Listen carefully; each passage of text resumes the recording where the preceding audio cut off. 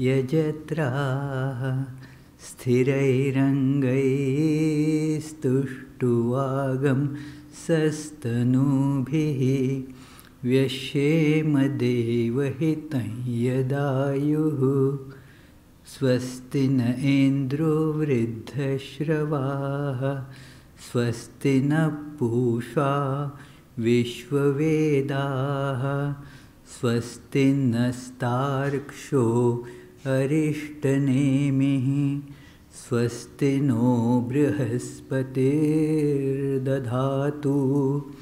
ॐ शान्ति शान्ति शान्तिः. Let us pray together. We offer our salutations to the all-loving being who endows all beings with consciousness. We meditate on the Lord who is the origin of the universe. Lord, thou abidest in all, thou art all, thou assumest all forms. Thou art the origin and goal of all, thou art the self of all, thou art existence, knowledge and bliss. Salutations unto thee. May the world be peaceful, may the wicked become gentle, may all creatures think of mutual welfare, may their minds be occupied with what is spiritual and abiding. May our hearts be immersed in selfless love for the Lord. Peace, peace, peace be unto all.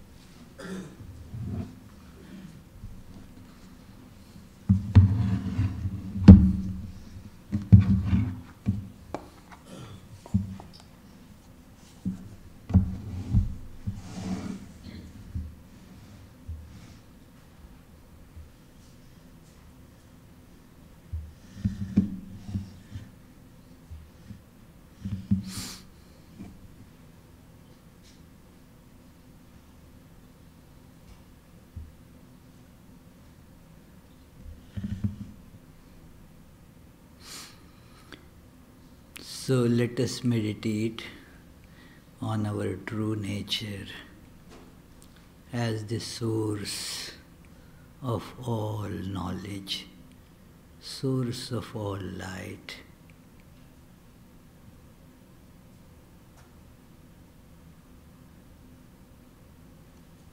Let us feel that in this light all the darkness of ignorance has vanished.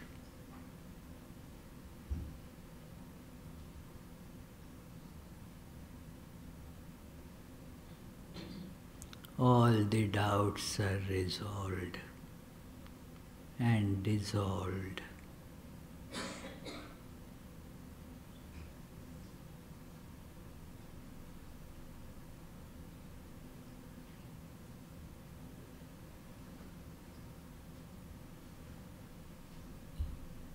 The imaginary separations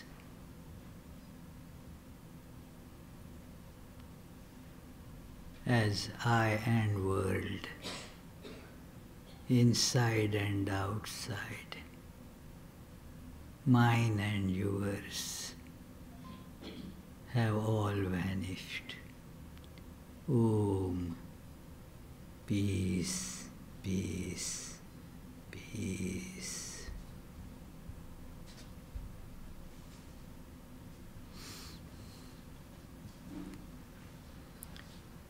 Om Asato ma sadgamaya tamaso ma jyotirgamaya mrityormam amritam gamaya Om Shanti Shanti Shanti.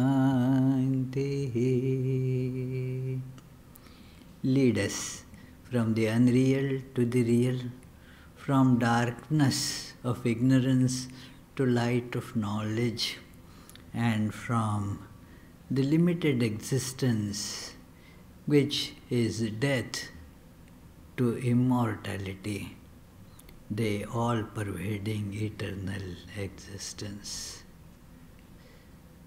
Dear friends, this topic I was thinking of for a long time, and because this problem of doubting is very often it has assailed myself, and I see many others also having this difficulty, doubting.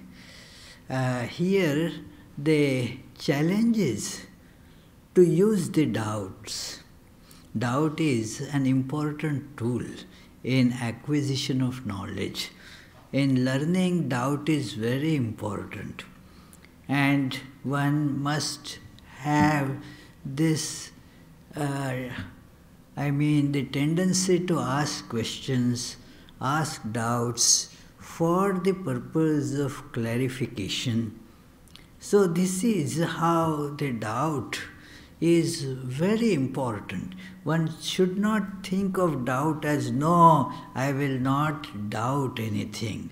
That is absolutely not the idea. The doubting is necessary. But everything that is necessary, in proper proportions, if it exceeds the proportion or goes in the other direction, then that becomes a pathology. So we have to think about these things because doubting poses a very, very big, in fact, irresolvable problem in many fields, especially if this becomes a pathology, one loses peace of mind completely.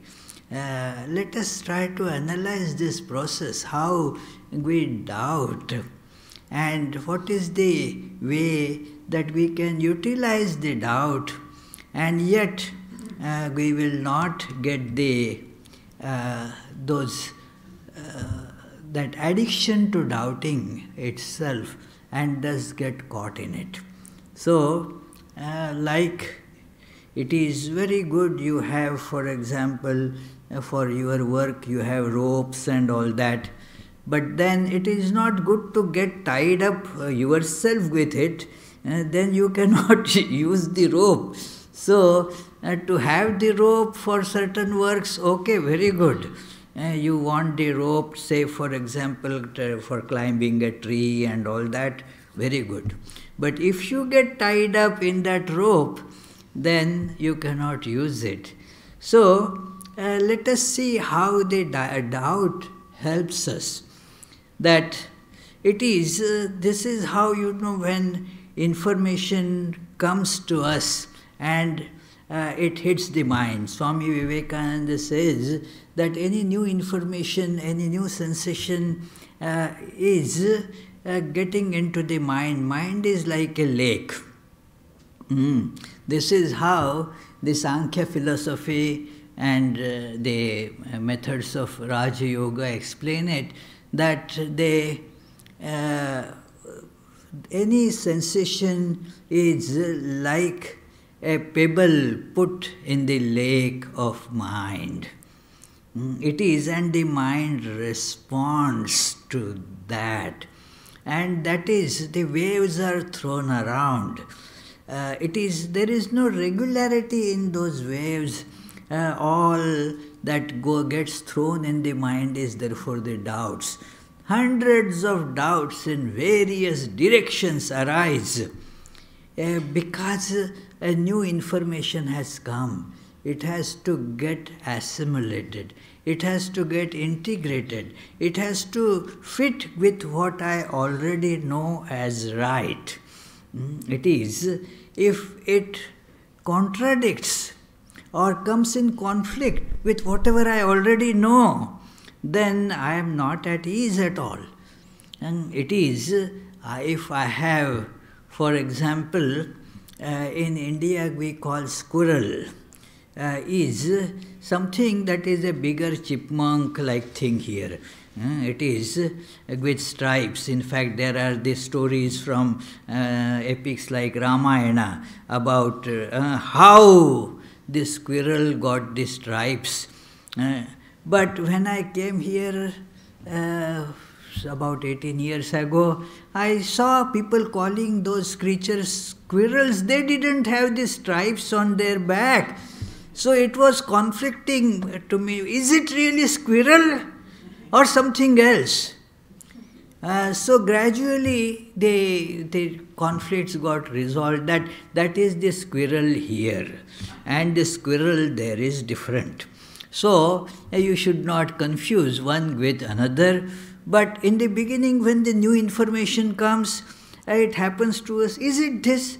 I went to California, and then they were telling this whole area near Sacramento that it is whole covered with lots of these trees, almond trees. Everywhere there are almond trees. Now, I was not seeing any almond tree there. Why these almond trees? I told the gentleman who was driving me that I did not see any almond tree. You were saying that our area is full of almond trees. In fact, our center there, it's a nice place, about 10 acres of nice land and lot of different kinds of trees. So he said, right there at in our own backyard, there are 2 almond trees. Well, I was very familiar with almond trees back in India, and I said, no, I did not see any. Then he said, I will send you the picture. Then he emailed me the picture. And the picture did not look anything that I knew as almond tree, because in India the almond trees are very different. They are like an umbrella, It is. Then I searched with our Google. I consulted my doubt with Google. Mr. Google, what is this thing? And then the answer was they are tropical almonds. Tropical almond trees look very different. Although the almonds look and also taste very similar. By tasting, you will not be able to, even looking or tasting, it is difficult to say whether this is the California almond or the India almond. But looking at the tree, they are very different. So this is the doubts come. That are there really almonds? Well, as if I never saw an almond tree. It is so these doubts keep on coming, and then this is all, the mind gets ruffled. And then what should be done? That the doubts are coming, so contemplate, think about it, and consult someone. These 2 steps and many more similar steps one undertakes. And what happens? Then you reach a conclusion, the doubt is gone. Okay, now I understand it. This is how the process of doubting needs to be used. This is, therefore, it is, and then there is other type of doubting also. We will not look into it much, this or that. Like if you are seeing 2 things and you have to select one, how do you choose? And then when they look same, it is that is a different problem. Sometimes in mathematics it is called the axiom of choice. That you have to choose from 2 exactly similar looking things. For example, as Bertrand Russell calls it, is the problem of socks. If you have, say, 2 socks, a pair of socks, Now, which one to put on the right foot and which one on the left foot? You choose somehow, but it is, and this is not a very big issue as such, doesn't have many consequences, that if you put this one, it will be not like that, one man said he put 2 glasses of this nice looking juice, looking similar, and said, well, he and his wife were sitting at the table, and he said, this is, so honey, you take first, your choice, ladies first. And then, okay, wife said, and then drank one. Then said, are you feeling okay? No problem. No, if I'm feeling fine, let me throw the other one, because one of them had poison. So, it is, so that is, when they look similar, but then we may have different consequences. Now, how to choose? So, that's a problem. So, you have doubt. In socks, you don't worry, okay, whatever comes to your hand. But it is, in mathematics, it is a very big issue actually, very important. Lot of discussions go on the axiom of choice. But this is not what we are going to think much about, that this or that. We shall see that what earlier has been told about this is the right way of using the tool of doubt, that is resolving the doubt through contemplation, through consulting somebody, ask some person, don't hesitate in asking, that it is always ask. I read a big nice sign back on a train station that the fool is not the person who doesn't know. The fool is the one who refuses to clear the doubts. If you have the doubt, okay, go and ask. That is the best thing. But many times, because of our ego, we do not go to ask, we do not consult, I will manage, I will find out, and so forth. It is, no, ask. If you ask, you will get answers. That is what Jesus says in the Beatitudes, that the Sermon on the Mount, that ask and you shall get the answer. Ask and the answer will be revealed to you. You have to ask. Knock and it shall be opened unto you.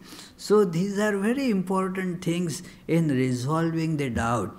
Now don't let that seed of the doubt germinate and keep on rotting there. No. It is, if you feel the doubt, okay, get it clarified. And this is the proper way of handling the tool of doubt. Now what happens? What happens is, you asked the question, you had the doubt, you got it clarified.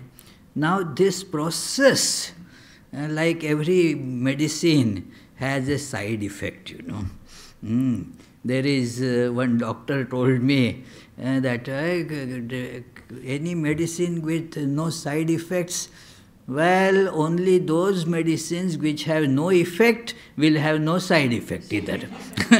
So, otherwise, if you want to have effect, then there will be some side effect also. So, it is, there is a side effect in this process which one has to avoid. The issue is not taking the medicine. The medicine has to be taken. The doubt has to be resolved. But in that process, something else is also happening. And what is it happening? You saw that you asked the question, you raised the doubt, and then you got the answer. So the signal sent, wrong signal, is that doubts are good. You love the process of doubting itself.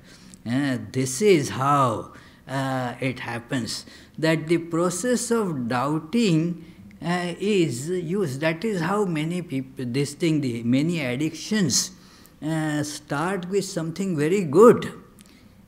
But then they are seen as beneficial in themselves. No, they are beneficial, they are good, they are important as a tool. And like you have, say, a wrench to do some work, some plumbing work, or that you took the wrench and then did the work, and the work is over, you put it down. If you have to carry it all the time, then that is not, it becomes a burden. So this is what happens with the doubting process. Oh, doubt is good. And thus you like the process of doubting. And thus what happens? It becomes now gradually, this thing makes a deep way into you. It is always doubt, always doubt. The mind gets completely filled with doubting. It is anything you doubt, and thus you don't get to any conclusion, because you get the doubt, and then even if you ask, what will happen is that you will again doubt that also. Again you will doubt that also. It is, and then it is a circular thing. You come back to the same thing, and then you again ask that same doubt. Keep on, it is a cyclic thing. Doubting. It is because you liked the process itself, rather than using the process to get knowledge. It is like you have, say, the flour mill. You put whatever grain you have, and then it comes out as flour from the other end. Now, if you just like the process of grinding, there is no grain, you just keep running the machine. That is, you keep on doubting. Okay, let me ask you a question. And then that question has been asked yesterday by the same person, answered, but again the same question gets asked. Again and again the same thing, because somehow one gets into that habit of asking. You do something, this is how the karma, any action affects us like that. That you do an action, perform an action, it leaves a seed behind. Now that seed gives rise to another tree, the same result, and that leaves again, drops many seeds of the same action. So you are automatically prompted to keep on committing the same action again and again, if one is not careful that, okay, this action I did for this purpose and done. Now don't keep the seed of it, because again then when it is not necessary, you will keep on doing that action. It is, you can see many, like, these our drum players, that Abhijit is sitting there, and I'm not talking about him, but it happens, you sometimes see a person who is just sitting and then aimlessly moving the fingers like this.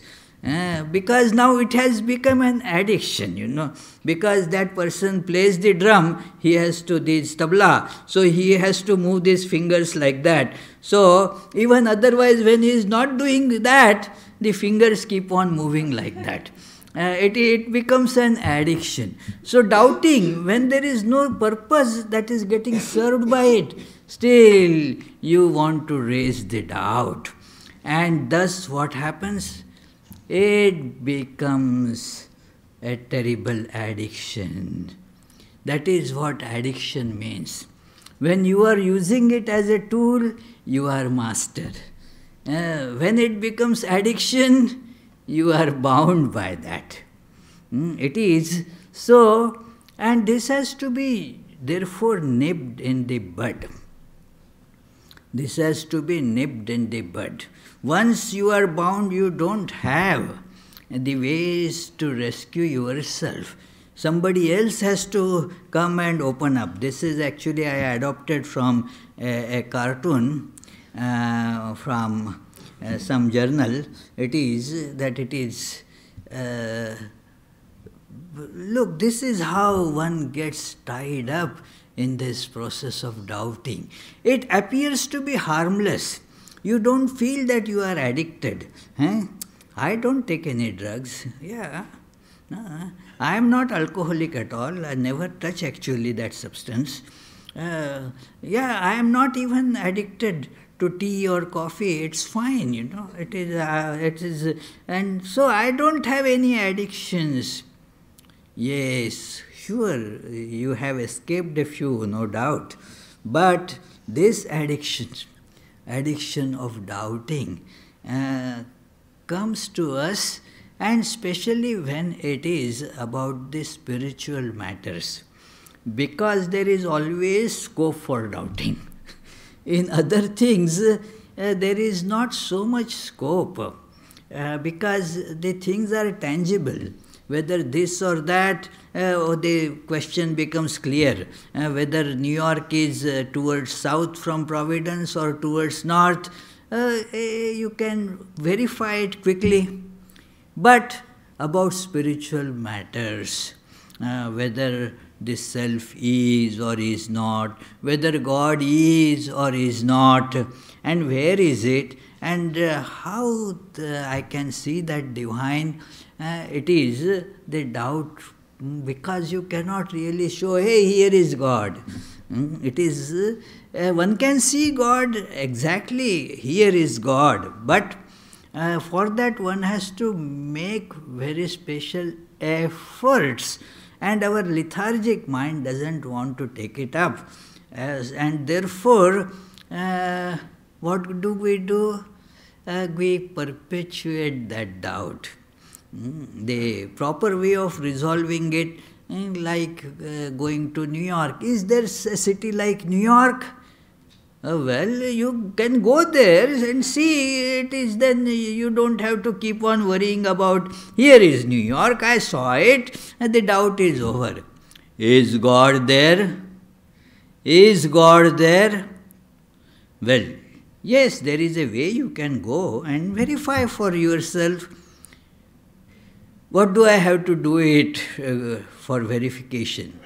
Well, you have to take certain steps, that you have to control your propensities, you have to go to a teacher, like you need to go to some advisor who can show you how to go to New York. So similarly, you need an advisor, somebody who can tell you how you can reach God, and follow it, and reach there. Then all doubts are resolved, as the Mundak Upanishad describes very beautifully, that as one reaches there, the effect is vidyate hridaya granthi chidyante sarva samshayaha, that it is as one reaches there, sees that for oneself, and then all the knots of this heart are cut asunder, and all doubts are completely gone. So, sarva samshayaha, all doubts are completely gone. But we do not take up that process because we feel it is difficult. Yes, for a mind addicted to this I and world and the worldly pleasures, it is a bit difficult to give it up, that it is, even though one understands that should not be that indulgence, that which binds me, I should not indulge in it. But since one finds it difficult, we take an easy way out. And what is easy way out? It's still doubtful. I have still doubts. And how to solve those doubts? Well, ask question again and again, same thing, and feel assured that yes, I am having doubts. After all, that thing is all mystery. It is all mystery because we have never taken the efforts to solve it. If we take the efforts, the same Upanishad assures that if you take the efforts, you will get it. There is no one, it says almost at the end of this Upanishad, that no one who has taken the instructions from the illumined teacher and follows them is going to be within the doubt, will know everything about it. Nobody will be remaining without this knowledge if you are following the process. In Kathopanishad also it is said that, well, look, Nachiketa had doubt. This young student, he had doubt. What happens when a person dies? Some say that person is here, somebody is not there, some say not here, gone. So, O Lord of Death, I am asking you, what is the truth about it? Because you are the right person. See, contemplation, consultation. You are the right person, you know this. So, and then there is the description how this Lord of Death tried to dissuade Nachiketa. Why you want to, this knowledge? Take all these pleasures that I am giving you. What is the use of these doubts and all that? Don't worry. But that was just testing this person, this young boy. Is he really interested? Or just because like some people come here curious about what is there that goes on in Vedanta. So come once in a while and then, okay, nice place, yeah, but then not very interested in it as such. So, just to see whether Nachiketa is like that or no, he said, okay, if you don't want the answer to this question, look, in lieu of answer to that question, I am giving you the kingdom of all three worlds. As much life you want to lead, you will be having all the enjoyments in this world and without any problem. You will never get old and so forth. And this young boy, he, Abhidhyayan, the word in the Upanishad, very beautiful. Not just without thinking he rejects. He says, he looks into it and in a second sees that they are all evanescent. And very clearly, without any doubt, he rejects them.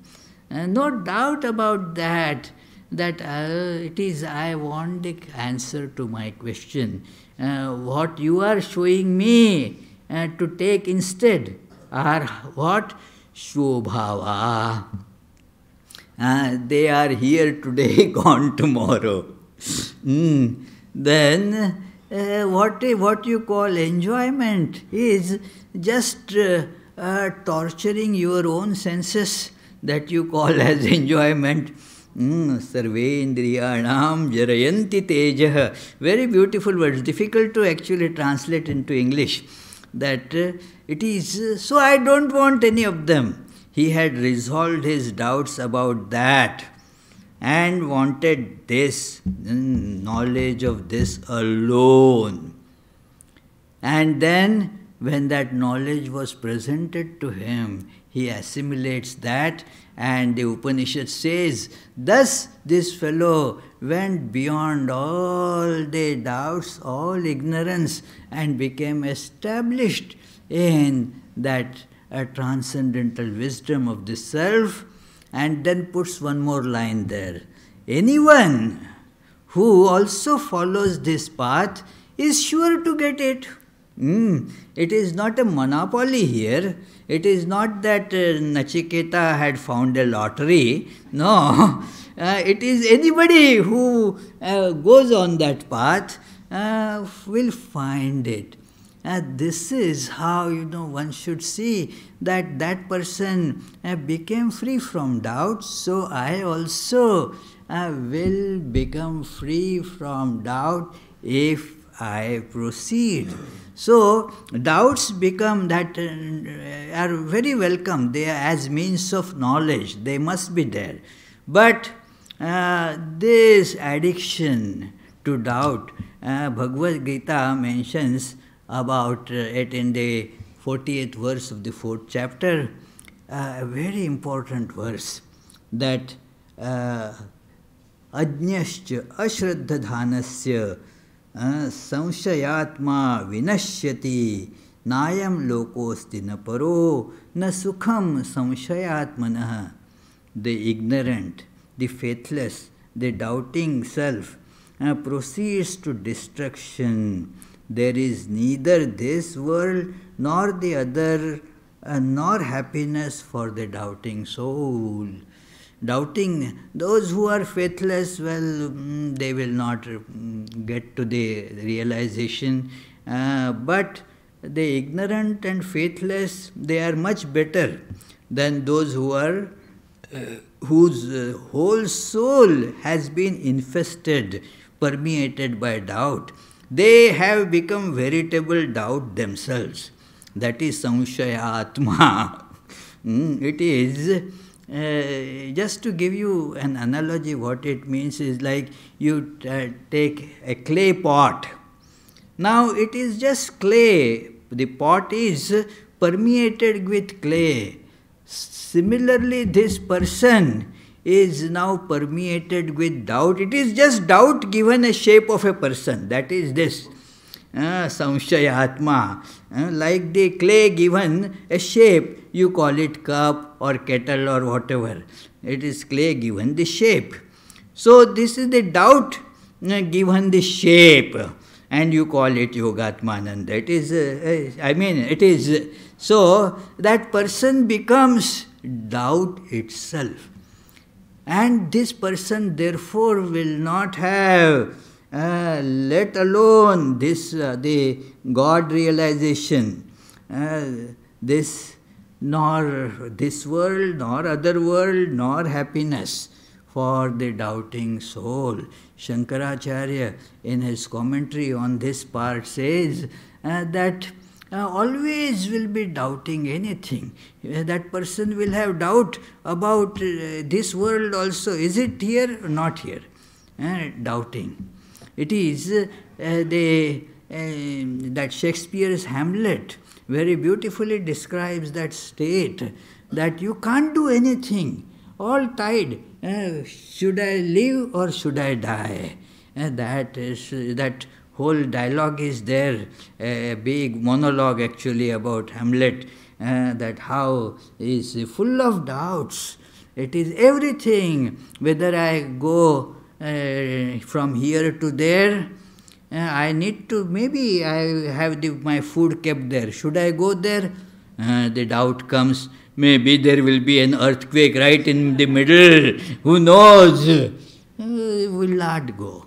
So it is, therefore this is something that is very important, that the doubts have to be resolved, not to be entertained.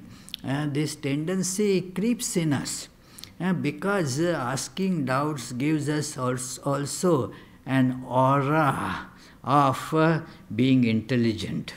Well, not necessarily if it is the same question again and again. I have seen some people that otherwise they are intelligent, very good. hardworking. But because of this constant doubting, they cannot do any justice to their living. They could realize the truth. But then what will happen? Okay, then what will happen? Then how shall I proceed? All these questions keep on cropping and will not allow them to do anything. This is what this doubting, it is. So one has to say that this idea about doubting, Sri Ramakrishna was talking to M, a very beautiful discussion, and he asked M that, okay, promise me I will not get into argument anymore. Don't get into argument anymore. Promise me that I will not get into argument anymore. Because, okay, you understood, you agreed, yes, God can be realized. God realization is the goal of life. You understood, you agreed. Now why raise doubt about it? Now just proceed forward. Don't waste your energies in raising the same doubt over and over again. It is very important. Raise the doubt, yes. Verify, very good. Swami Vivekananda as Narendranath had tested Sri Ramakrishna many times. And it is actually mostly for the sake of us that we should not have any doubt about Sri Ramakrishna. So, on our behalf, he tested many times. That it is, for example, he tested whether Sri Ramakrishna could not tolerate the touch of money. Those days it used to be mostly the coins. So, the coins, his whole body would bend and he would shriek in pain. So Narendranath decided to test it, whether he is just faking it. And as such he didn't have doubt, but he wanted still to test it. So when Sri Ramakrishna was not in the room, under the mattress on that bedstead, he put one coin.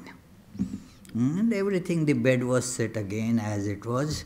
Nobody knew. Sri Ramakrishna didn't know. And after coming from outside, just as normally he would do, he went to sit on the bed. And the moment he touched it, in pain, he screamed as if a scorpion has stung him. Yeah, many of you have not actually had that experience of a scorpion sting. Yes, better not have it. It is really, really very painful. I had it twice, so I can tell you from my own experience that it is, you really scream in pain. That is what happens with that scorpion sting. And so people thought that there might be a scorpion or some other insect, what has happened. So they started just shaking the bed sheets, and then maybe something is there under that mattress. So they turned over the mattress and the coin fell and rolled.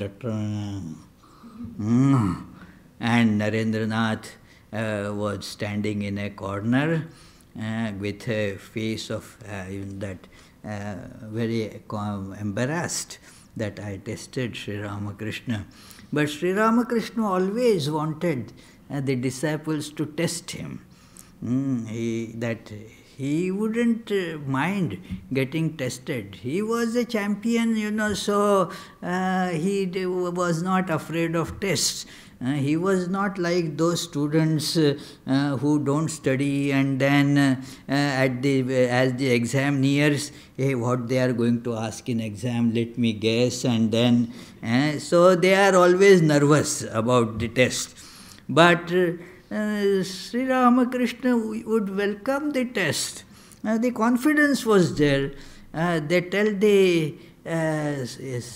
that incident of one very brilliant student, actually about two brilliant students, that it is one brilliant student when there is a choice that out of these 10 questions you answer any 5.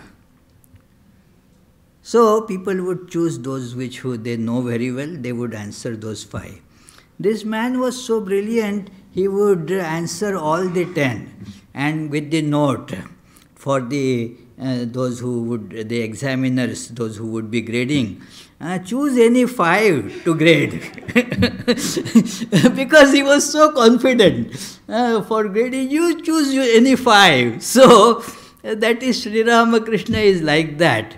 Many other disciples have also tested the last days of Sri Ramakrishna, just a couple of days before he passed away finally.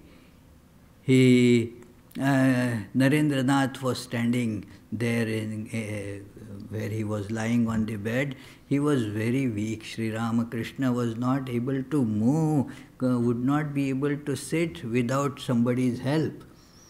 And Narendranath has the doubt that he had always said that the one who was Rama, who was Krishna, who was all these incarnations, that very being is now in the body of Sri Ramakrishna. Now if he says in this condition, then I will believe. In this condition, when this person is not able to move a limb, the body has become so emaciated, only bones were left. As somebody had to feed with great effort a few drops of some soup or such thing. And if in this condition, if he says that, yes, then I will believe. And Swami Vivekananda later describes, I wouldn't have been more surprised if a thunderbolt had struck in that room.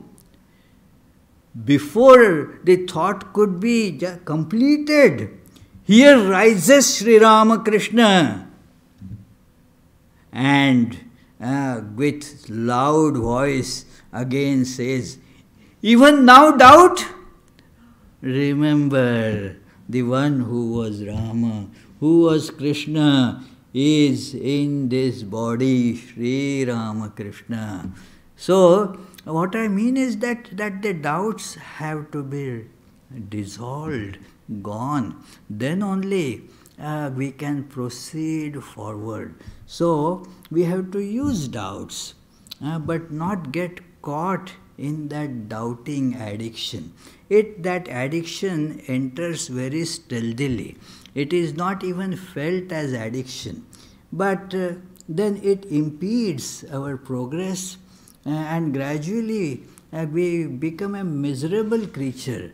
Always have that sad demeanor, always sad. Why sad always?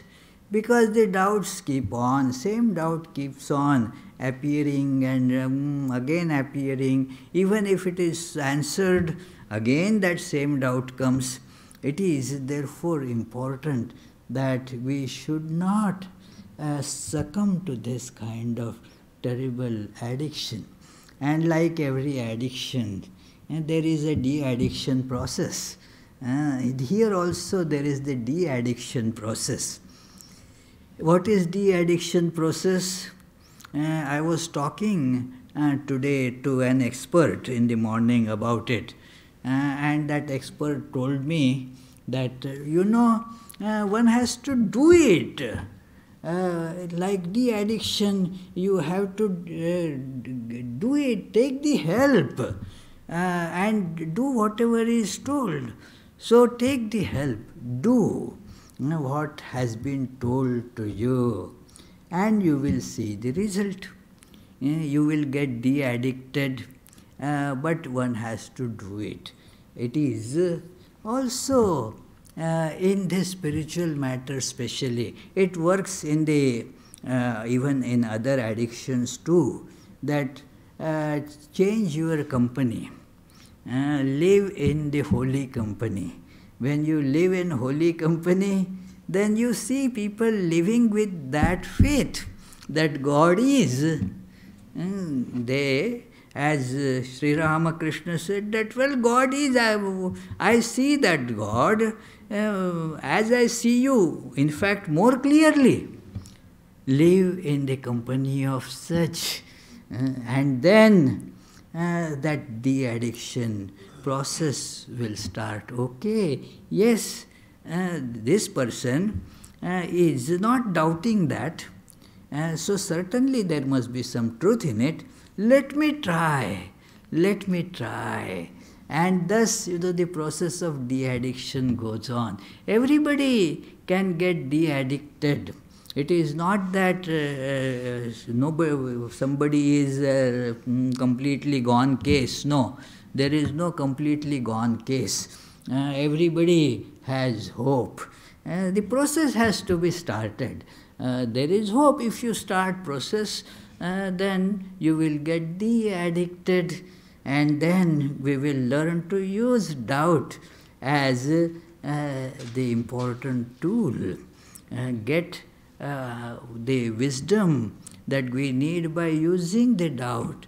Ask the person. That is the process that has been also told in Upanishad, that you ask that and then get the answer. It is, but now follow. Don't keep on, because this process is cyclic process.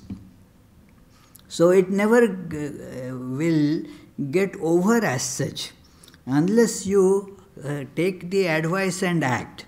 If you keep it rotating, you will see it comes back to the same thing again and again. This is the quality of every logical process. Logic as such is cyclic, basically. It is of the nature of this, whether chicken first or egg first. Okay, egg first, no, chicken first, no, egg first. It is like that, the logic process. If you just go on with that, it will be cyclic. You will not get to any conclusion. But taking up this as the way to know, hold on to that wisdom, then we will get de-addicted. So let us hope and make a resolve that I will use doubt. I will use the process of questioning to get illumined, not to get addicted to the process itself. So we shall meditate for a few seconds, and then in case you have any questions, you can ask. You can ask doubts, without getting addicted to them.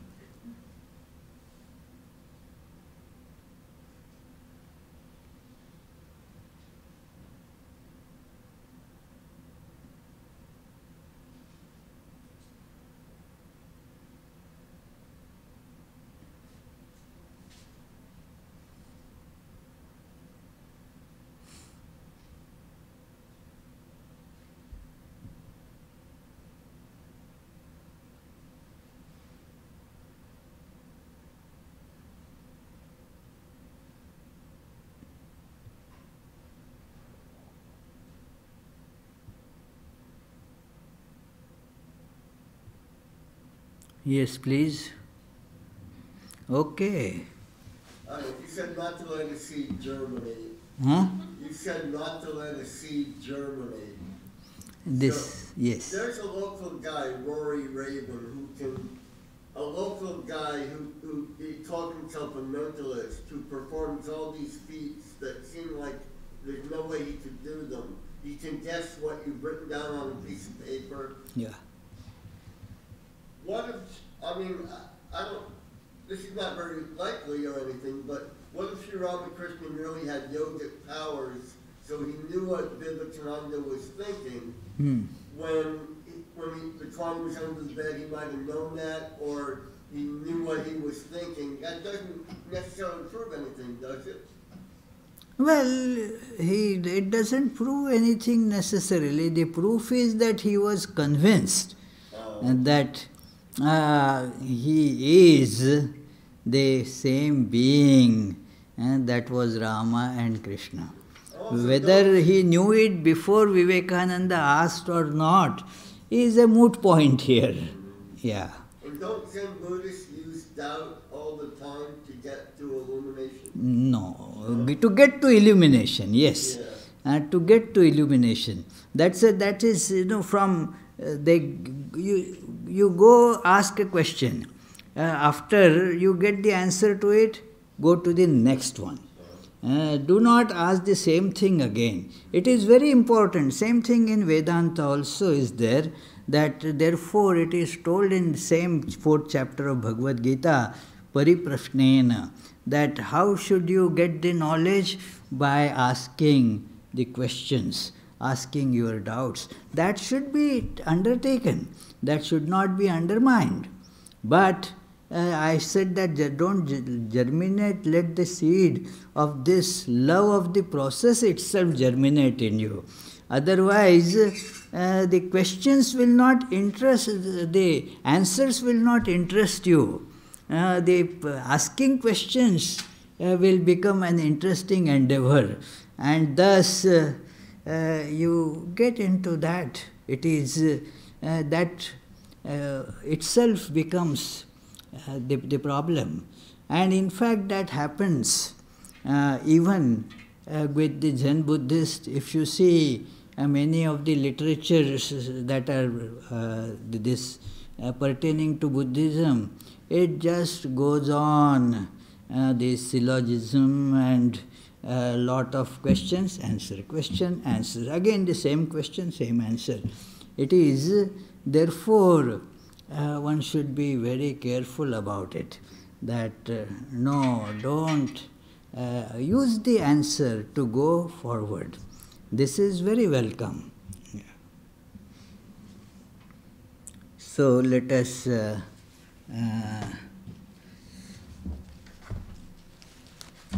have the announcement about the upcoming programs.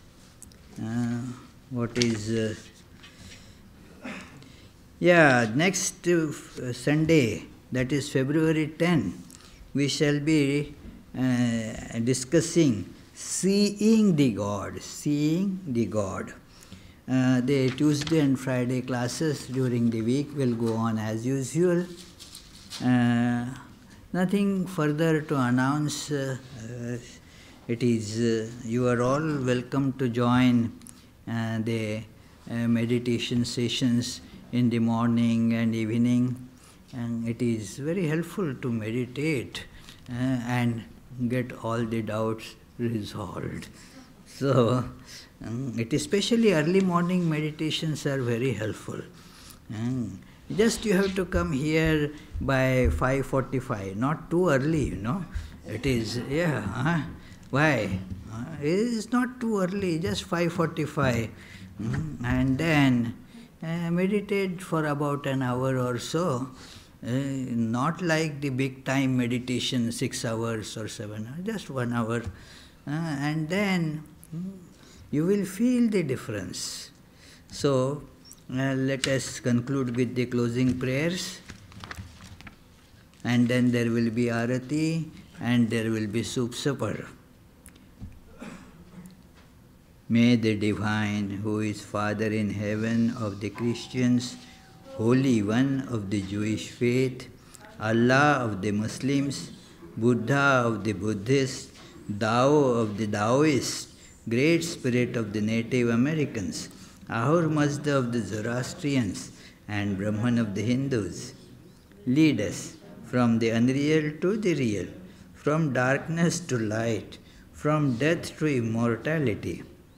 May the all-loving being manifest himself unto us and grant us abiding understanding and all-consuming divine love.